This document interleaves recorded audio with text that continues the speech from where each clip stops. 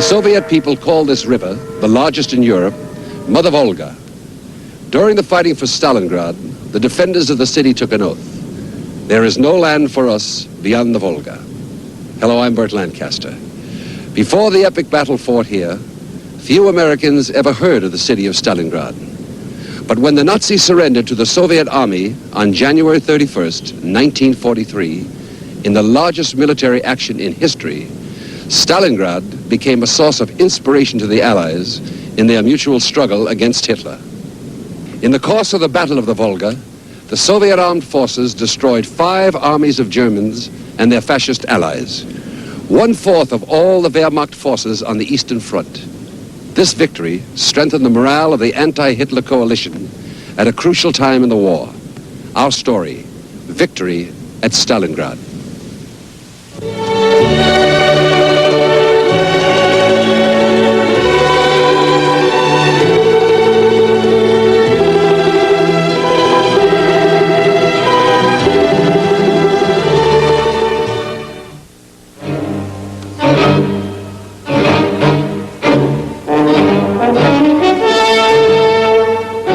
By the late fall of 1942, it had become clear to the world that a decision at Stalingrad would have far-reaching consequences for both Russia and Germany.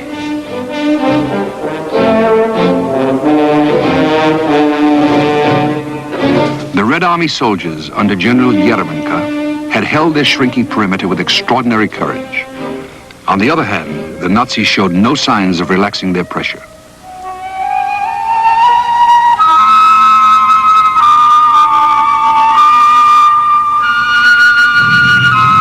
The army command post in Stalingrad had been encircled by flames more than once. The Nazis were only 300 yards away. A German lieutenant wrote, "Stalingrad is no longer a town. By day, it is an enormous cloud of burning, blinding smoke. It is a vast furnace lit by the reflection of the flame." In this inferno, the Soviet soldiers fought on, outnumbered.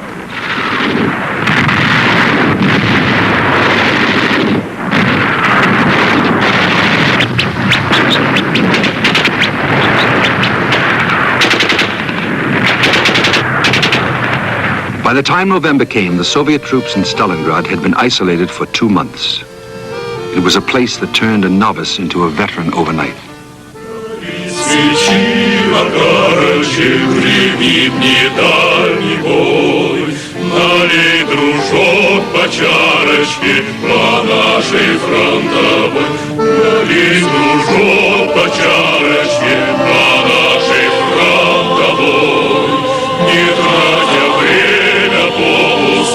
Поговорим с тобой, не тратя время попусту, по-дружески да попросту.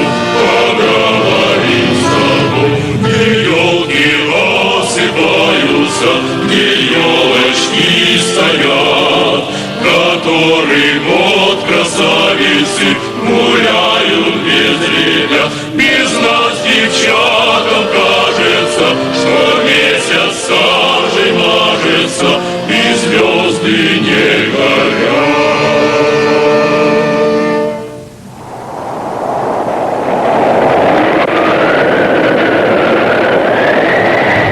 At the beginning of the winter, 1942, von Paulus's 6th Army at Stalingrad was stuck fast. It had gone well that summer for the Nazis. Less well in November. December to January was a time of reckoning.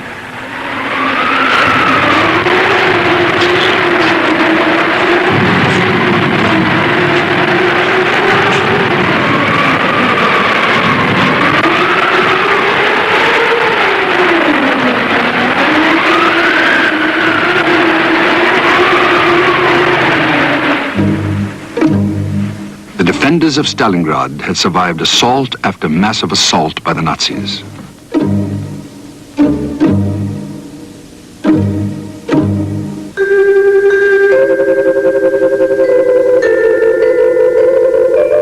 It was time for the counterstroke. As Supreme Commander, Stalin approved the plan. Conceived by Zhukov and Vasilevsky. In conjunction with Marshal of Artillery, Voronov. The Soviet High Command named it after the planet Uranus.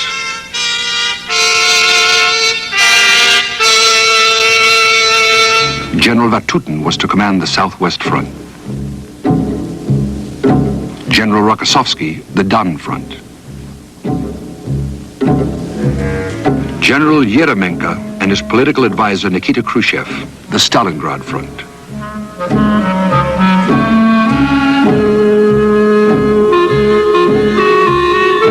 In overall control were Zhukov and Vasilevsky. Zhukov had made his preparations without the Germans' knowledge.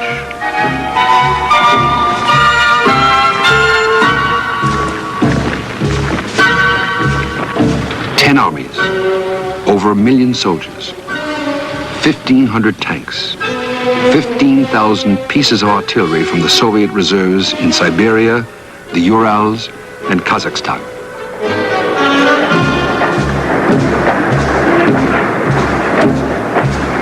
Everything had been concentrated without the Nazis' knowledge. The Nazi General Jodl said later, earlier there had been nothing there, but all of a sudden a heavy strike was delivered of decisive importance.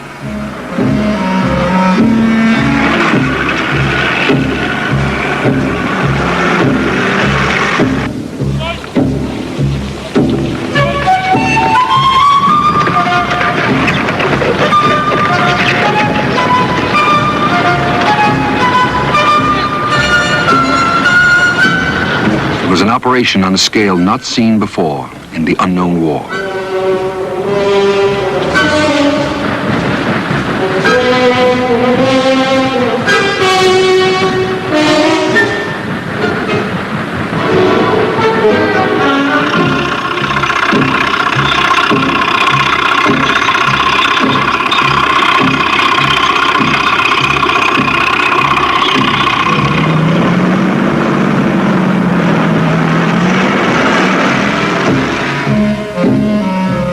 It was a simple concept, a coordinated drive against the Romanian armies on von Paulus's flanks to pin his 6th Army against the Volga.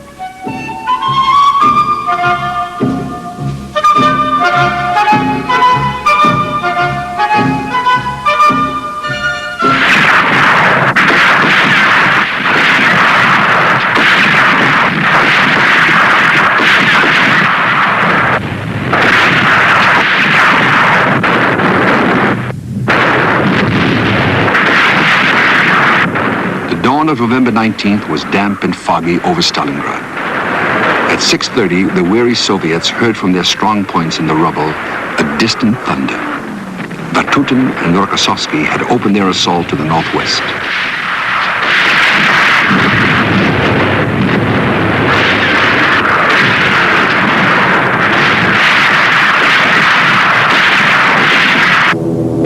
The Soviets crashed through the Romanians without pause, forcing a breach 50 miles wide.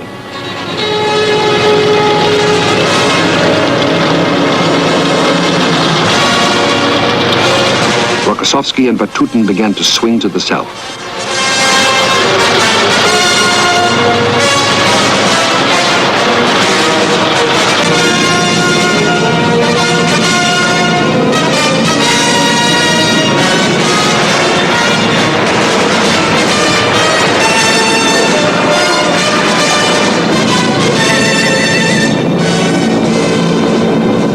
Next day, November 20th, Yeremenko's armies lunged forward south of Stalingrad, overwhelming the Nazi defenses and created an opening 30 miles across.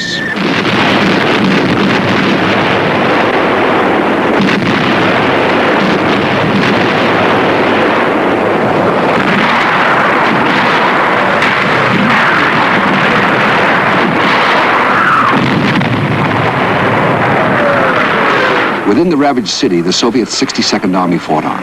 They could hear the guns drawing near, mile by mile. Yard by yard, they reclaimed the ruined buildings they had lost and won and lost again. The unknown war will be back after this. Returns to Survival at Stalingrad.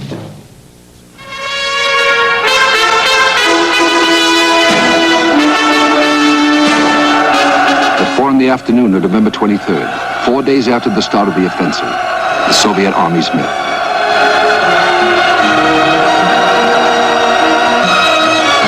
Trapped inside the ring were 22 Nazi divisions, infantry and panzer, 300,000 men. There was no way out for General von Paulus.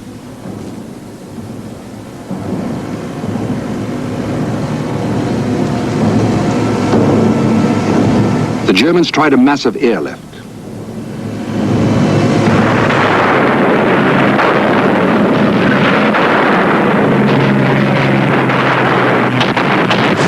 It failed.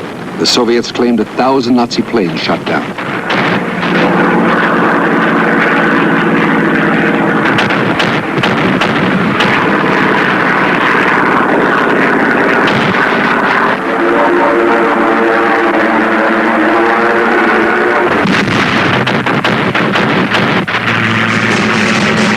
On the day the ring closed around Stalingrad, von Manstein took over the attempt to relieve von Paulus's army.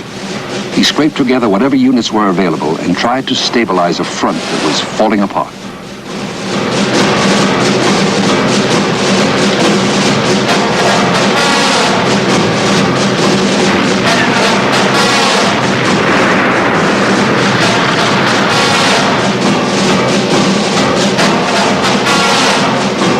The plan was for a panzer army under General Hoff to drive to the Stalingrad perimeter.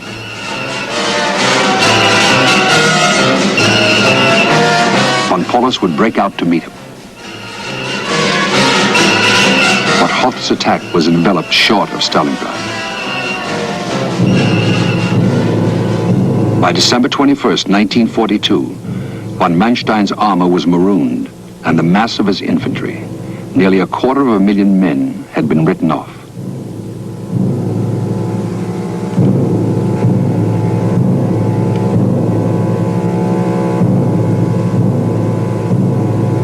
Von Paulus made no attempt to break out of Stalingrad, though his army was the largest single concentration of the Wehrmacht in the east.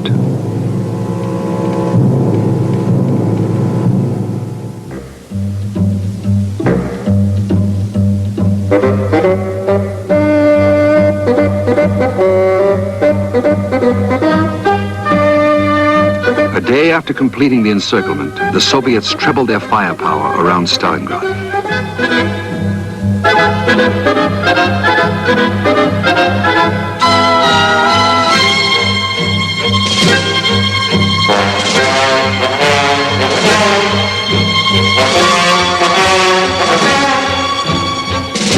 On January 8th, the Soviets made an offer of surrender, guaranteeing life and including permission to wear military honors.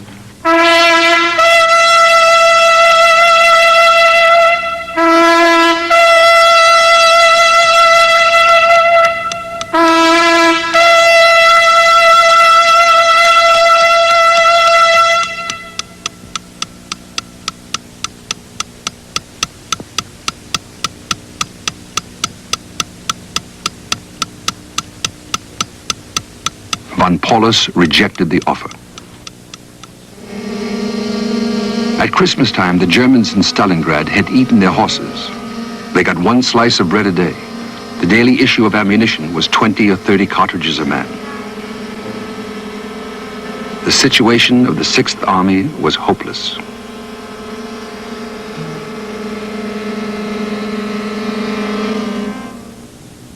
Two days later, January 10th, the Red Army attacked from the west to link up with the 62nd Army, still fighting from its bunkers on the Volga bank.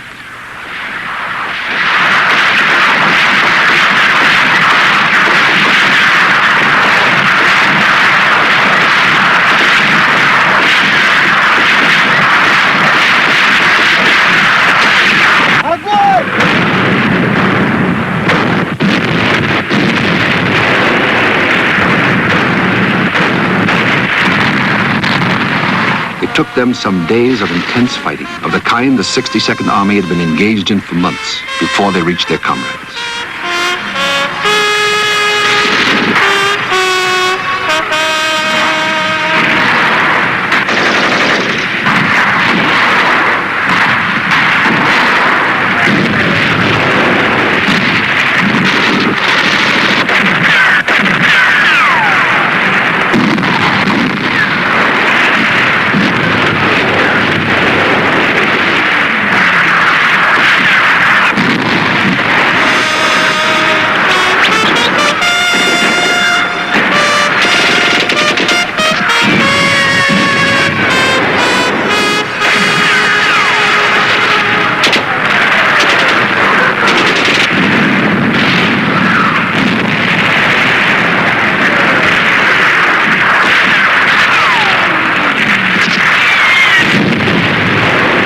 At last they came to the tractor plant.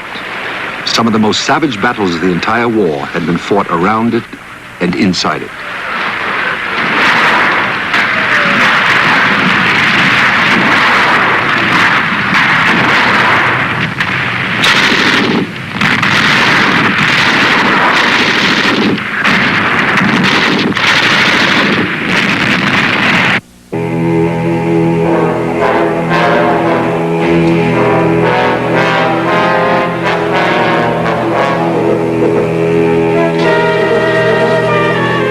Cream of the German army. Until this, they had only known the taste of victory. The last phase of the Stalingrad battle had been as bitter as the rest. 2 weeks of hand-to-hand encounters among the fire-blackened stones. It started on the eve of the 10th anniversary of Hitler's regime. Pocket after pocket was surrendering.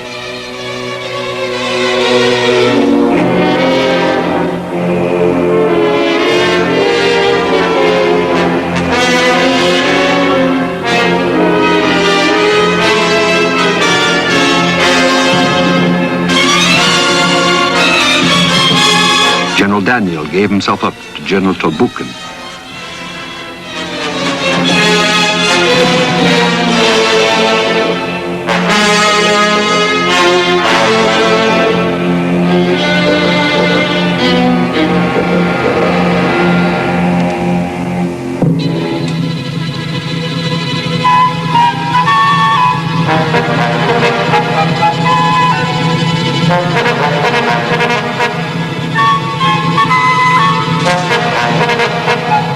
The Soviets put the figure of German dead since the encirclement at 200,000. The prisoners numbered 91,000.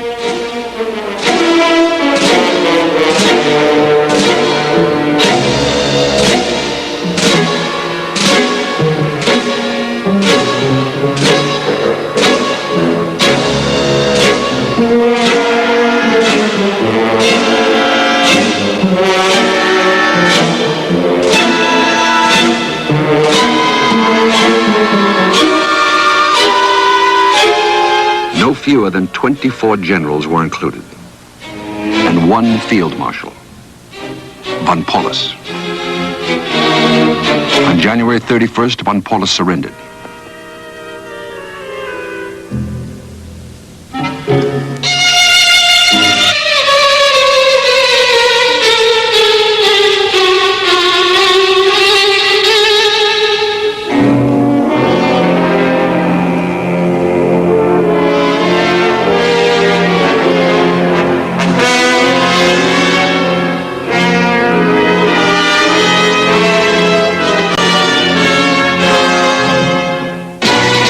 The unknown war will continue in a moment. A&E now returns to Survival at Stalingrad. Indecisive, remote, moody, von Paulus was something of a tragic figure. He had been one of the authors of Plan Barbarossa, the invasion of the Soviet Union.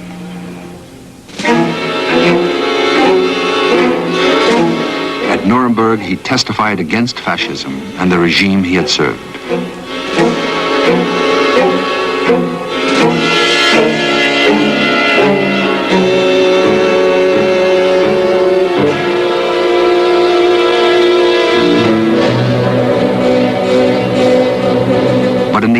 mountains of Stalingrad, where von Paulus had commanded, there had been a camp for Soviet prisoners of war. When the Red Army liberated it, a survivor said there had been 2,000 in the camp only a few weeks before. Now, only 20 were alive. The rest had died of starvation, sickness, torture.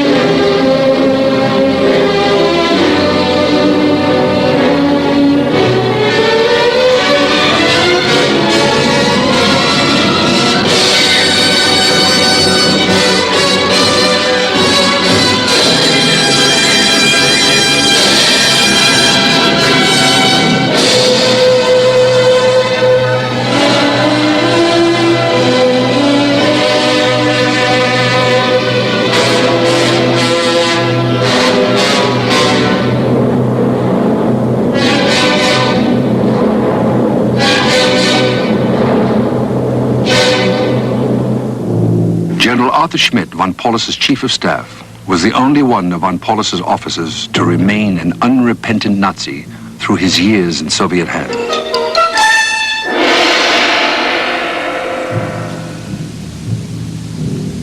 In 1960, by then a prosperous designer in Hamburg, Schmidt still had no regrets.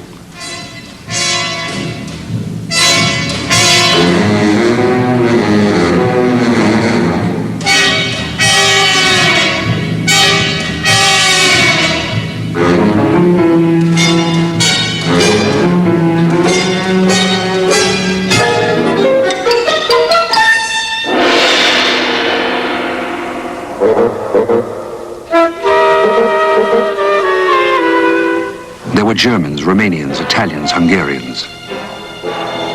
The wreckage of a huge army, tens of thousands of them shambling through the snowdrifts.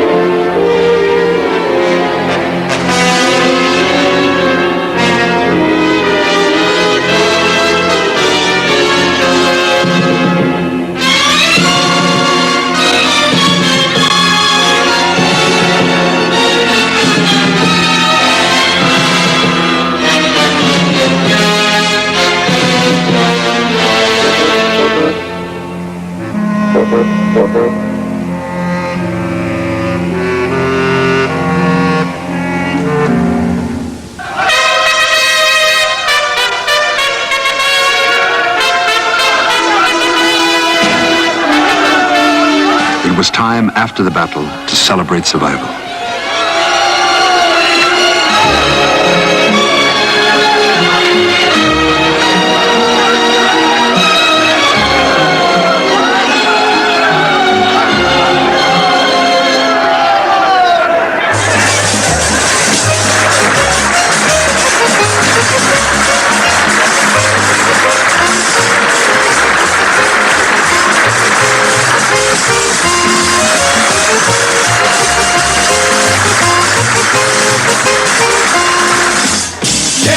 Песня боевая, она солдатский добрый лад. Эй, гвардейская зимая, засияла Сталинград. Гвардейская зимая, засияла Сталинград. The end of the Stalingrad battle was also observed in Berlin. Like some gigantic firestorm, the battle had sucked into it whatever came near it. 800,000 men had died. Under the Russian counterstroke, the German armies in the south had only just escaped annihilation.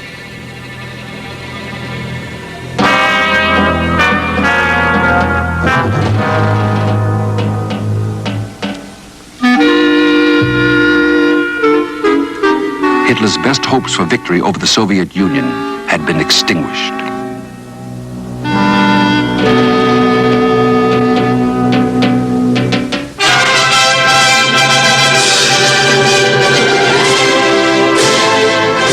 Stalingrad itself, they began the long road of recovery. But first they congratulated themselves. The Nazis and their allies had lost 5 armies, a quarter of the enemy's strength on the Eastern Front. Stalingrad knew it was an inspiration to all who fought against Hitler.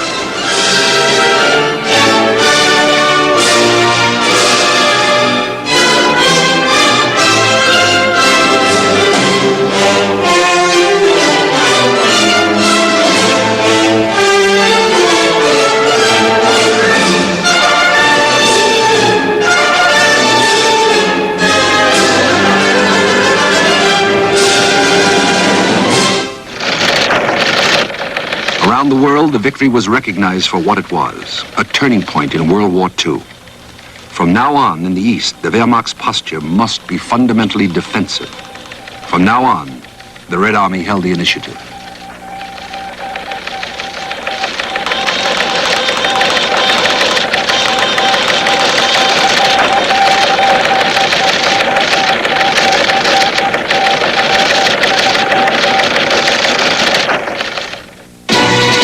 The Unknown War will be back after this. Turns to Survival at Stalingrad. In the Kremlin, Ambassador Harriman presented Stalin with a commemorative scroll signed by President Roosevelt on behalf of the American people. It designated Stalingrad the turning point of the war.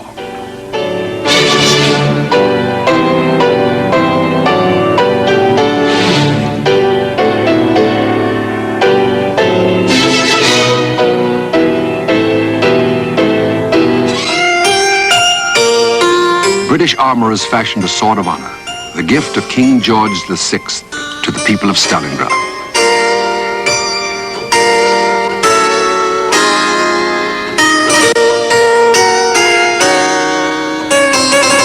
Churchill presented it to Stalin at the Tehran conference.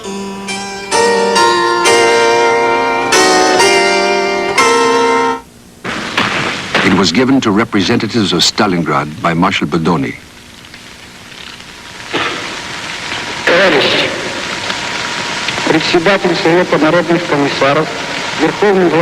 Comrades, the President of the Council of People's Commissars, the Supreme Commander-in-Chief of our Soviet Union, Comrade Stalin, has asked me to give you the Honor Sword, the gift of the British King George VI to the citizens of Stalingrad, to honor the heroic defense of the city.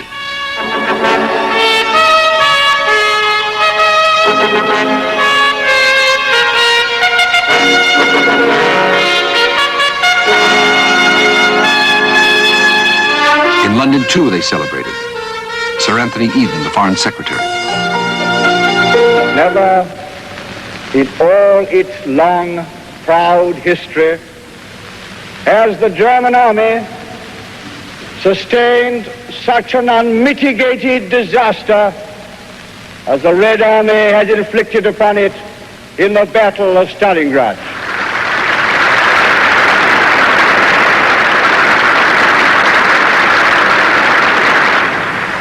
Hitler has been out-generaled, out-maneuvered, and out-fought. And we've had one other additional bit of good news lately, of which I hope you all took careful note. It was with a feeling of deep relief that we all read that Hitler was to continue to control the German war machine.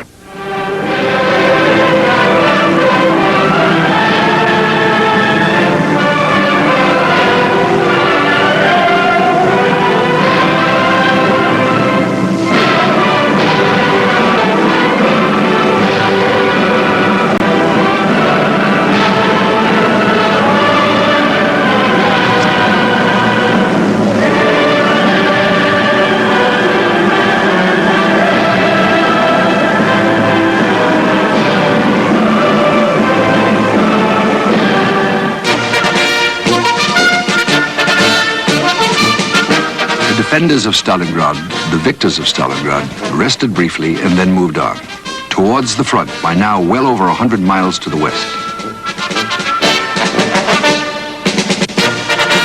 They would fight in other battles, but none as hard as the one they had just finished.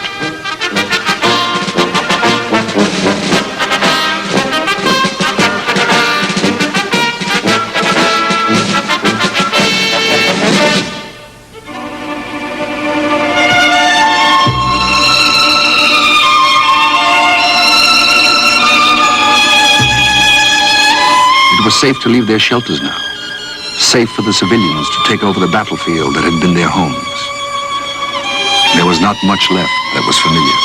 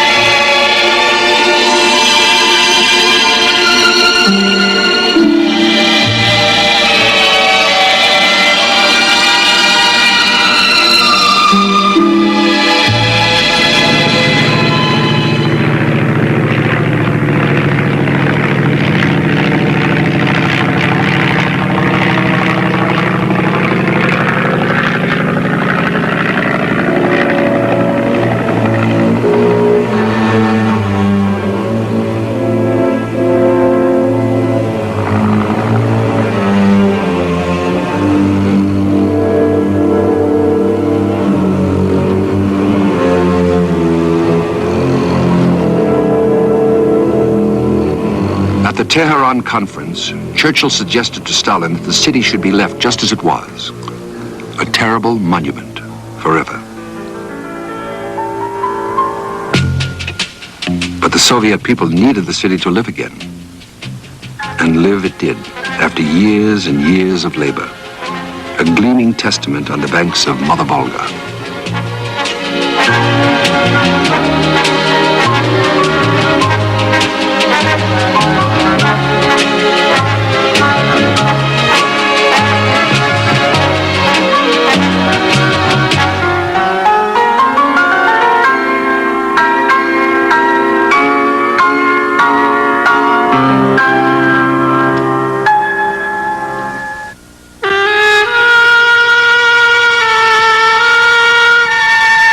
They were the children of war, many without homes, without families, all security stripped from them by the rake of battle. Alone, silent, uncomprehending.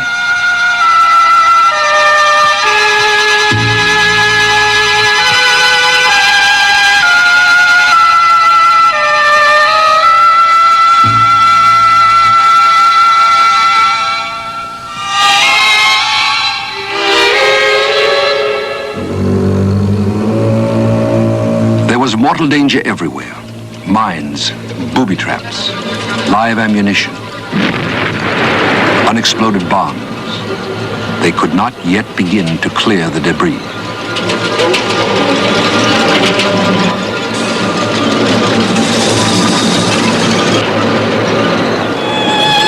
They warned each other to give things time to recover.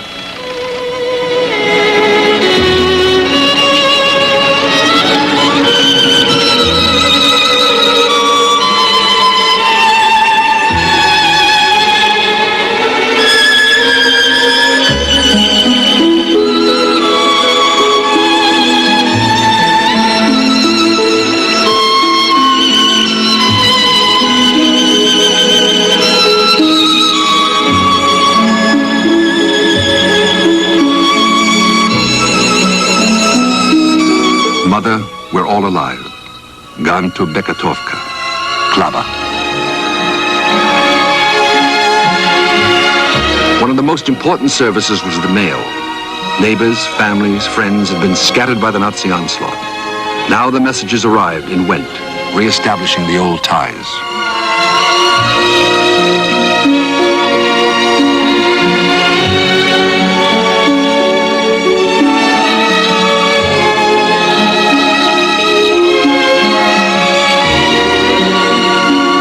The familiar sounds came back, a voice on the telephone. Radio speakers booming into the streets.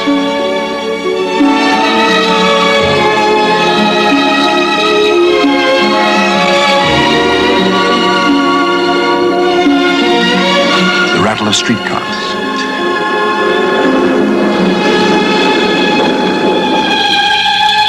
And the clatter of children going to school, or as much school as was left. The unknown war will continue in a moment. Bible at Stalingrad.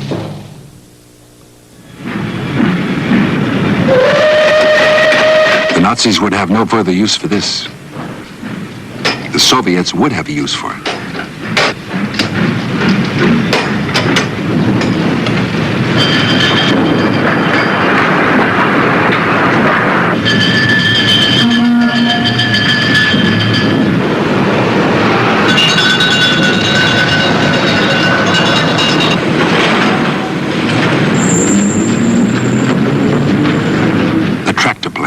Thousands had died here, on both sides, contesting it.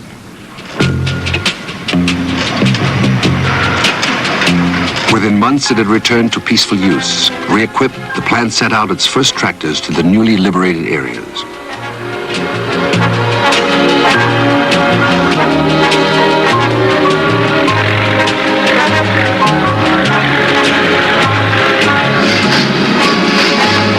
More than a generation later, the tractors are still rolling out of Stalingrad.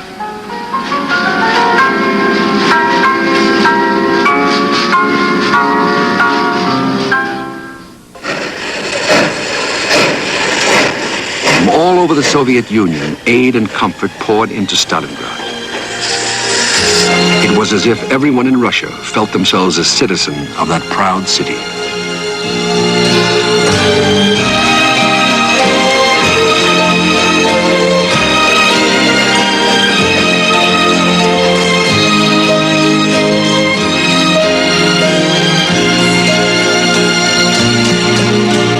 Groups of young communists came in to help in reconstruction, living in makeshift accommodations.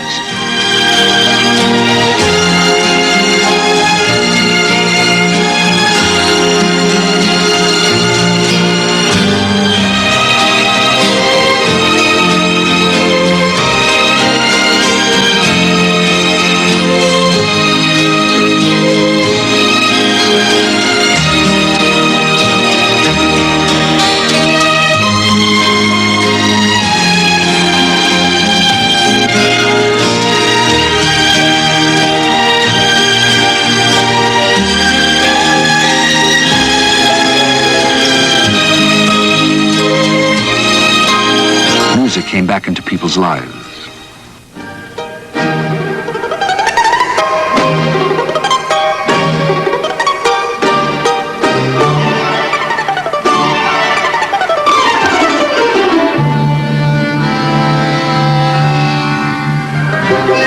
They set about the task with all their energy, and the city began to grow.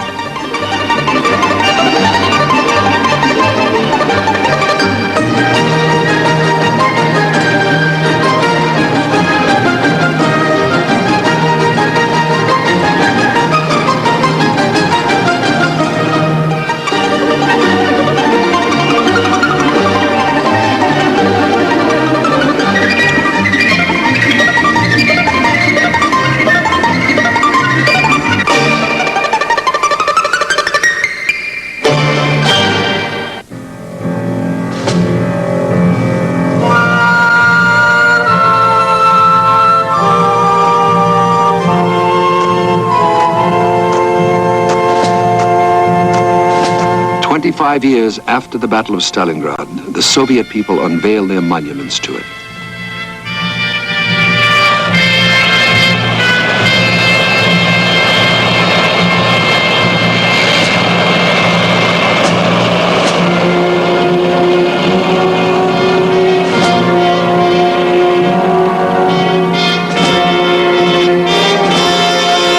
Leonid Brezhnev, General Secretary of the Central Committee of the Communist Party of the Soviet Union, said this. 25 лет назад наш народ, наш советский строй одержали здесь. 25 years ago, our people, our Soviet system, won a great victory here on the Volga banks. Here, our Soviet motherland had to stand the most severe trial of its history. Здесь, на Мамаевом кургане, где, как говорят, к концу боев... Here on the Mamayev Hill, where they say by the end of the battle there was more metal than earth, all of us think now of the staunchness of our people, of all the things they had to endure without wavering, without any doubt in imminent victory. The victory at Stalingrad was not only a victory, but a history-making feat of arms. Была историческим подвигом.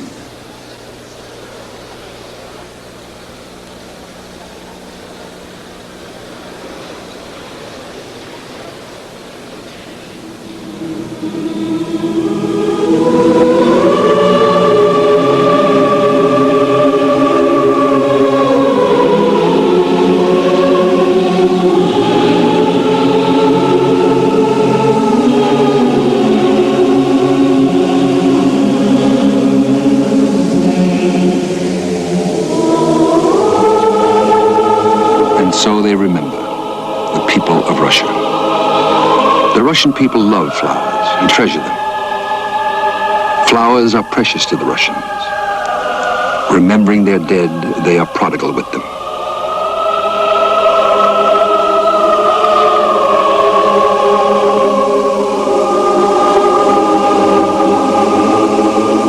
On the monuments of Stalingrad, cut forever in stone, there are, some say, 1 million names.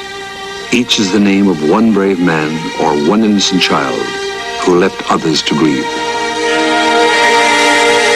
The winds of war are echoes no more, yet they still resound.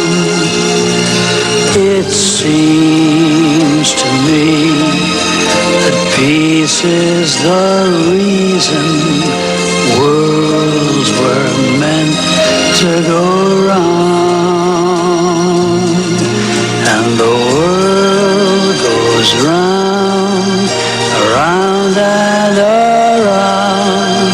It never stops its turn. I sometimes wonder what we have found and what we'll ever learn. Perhaps within its turning, the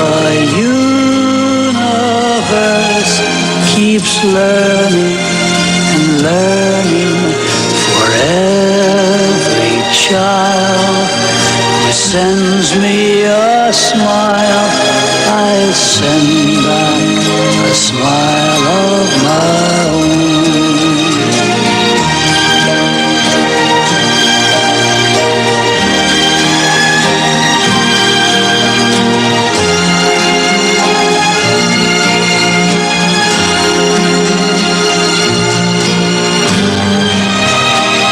Death came swiftly in Stalingrad.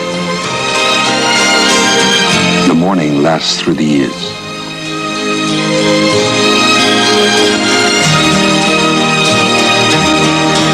Hello, goodbye, the earth and the sky is all we've ever known, and life is part of giving your heart, and no one can live all alone. And I believe that what we receive is only ours on loan. We've got to earn our place in the world so we can call it our own. Our children are tomorrow, bought by loving and paid for by sorrow, in war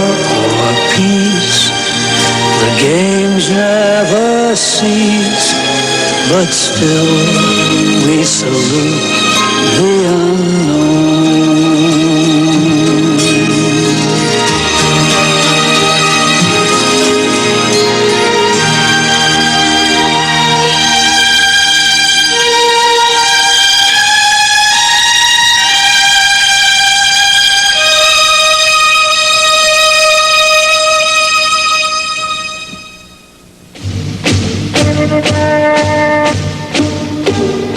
Our next story, the world's greatest tank battle.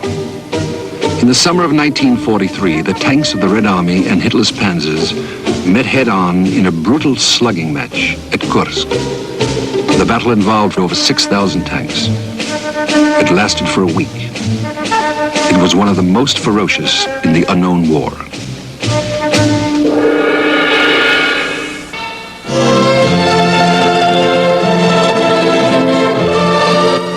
Tomorrow, thundering herds of wildebeest brave the dangerous Serengeti for their annual migration on Kingdom of the Sun. Now stay tuned for Cities at War, next on A&E.